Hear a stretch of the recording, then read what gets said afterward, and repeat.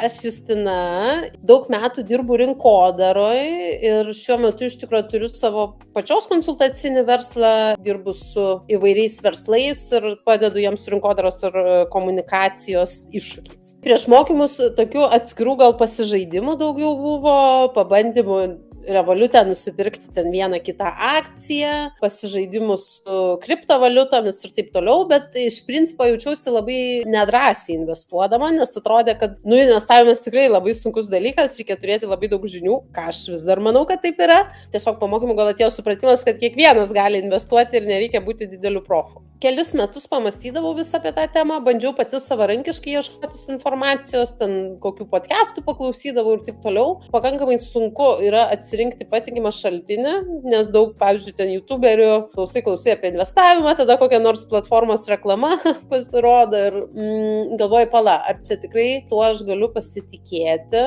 Supratau, kad man reikia sistemingų žinių.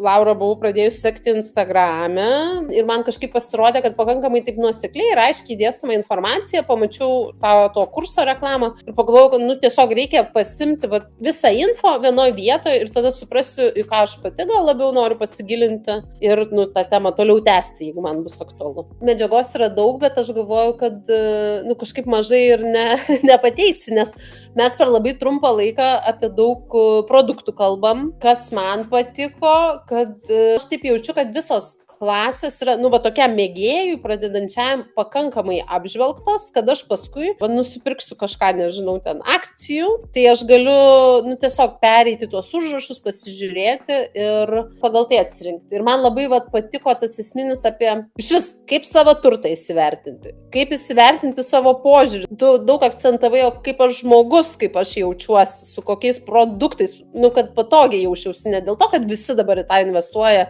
madinga ar dar kažką, bet kad aš jaučiausi komfortą. Ir to susivokimo apie savo pinigus, tai man, pavyzdžiui, tas pratimas, kur pasiskaičiuoti, kas kiek laiko, savo investicijas ir taip toliau, tai jisai žiauriai fainas ir aš savo net ir su keliom draugiam pasidalinau, kad tiesiog tokio finansinio suvokimo duoda. Patiko, kad, taip sąžiningai apie kiekvieną platformą. Ir pliusus, ir minusus, ir nebaisu ten pasakyti, kad kažkas ten sudėtinga, nepatogu ir taip toliau. Aš įsinešiau tokių paprastų taisyklių, kaip man vertinti tam tikrus investavimo produktus, nes, pavyzdžiui, aš nieko nesuprasdavau, tai kaip man dabar vertinti čia didelis ar mažas mokestis už, tarkim, administravimą ir taip toliau.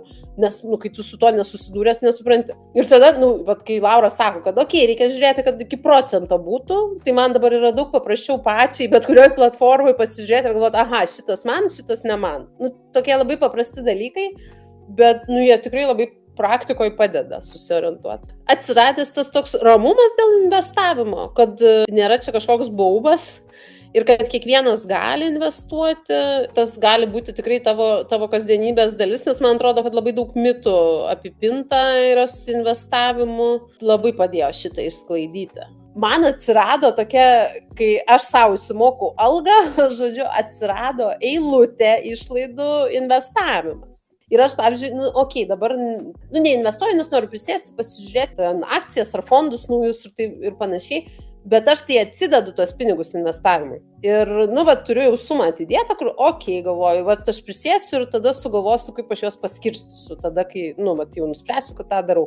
Man, faina, kad sąmoningume tiesiog atsirado, kad reikia investuoti. Ir po mokymų tikrai atsirado daugiau pasitikėjimo. Tikrai šiaip tai rekomenduočiau tos mokymus, nes iš tikrųjų, tai puikiai ir rasi atsakymą, ar tas investavimas tau ar ne tau. Greičiausiai atrasi atsakymą, kad tau, nes tie mokymai labai nuramina, kad, gali tikrai labai tokių saugių rasti sprendimų ir po truputį tiesiog kaupti tą ateities rezervą. Man tai pasirodė, kad visai gerai yra būti pačiai kažką pačiupinėjus ir pažaidus, nes tada tau kažkaip aiškiau rezonuoja ir tu turi klausimų pats savo, į ką atkreipti dėmesį ten perkant tą ar tą. Pavyzdžiui, aš tuo metu kaip tik prieš mokymus apie tos fondus pradėjau galvoti ir taip toliau, tai man labai buvo faina, kad mes apie tai kalbėjom ir dabar aš galiu savo ramiau atsirinkti. Tai ir dedikuoti laiko. Aš manau, kad buvo tas porą nepabuvimų, tai man tokį pertraukį davė, tai jau tikrai susiplanuota laiką, kad pasijungi gyvai, paklausai, pasižiūri, užduodi klausimus ir tarp paskaitų pasidarai kažkokius žingsnelius su tuo susijusius.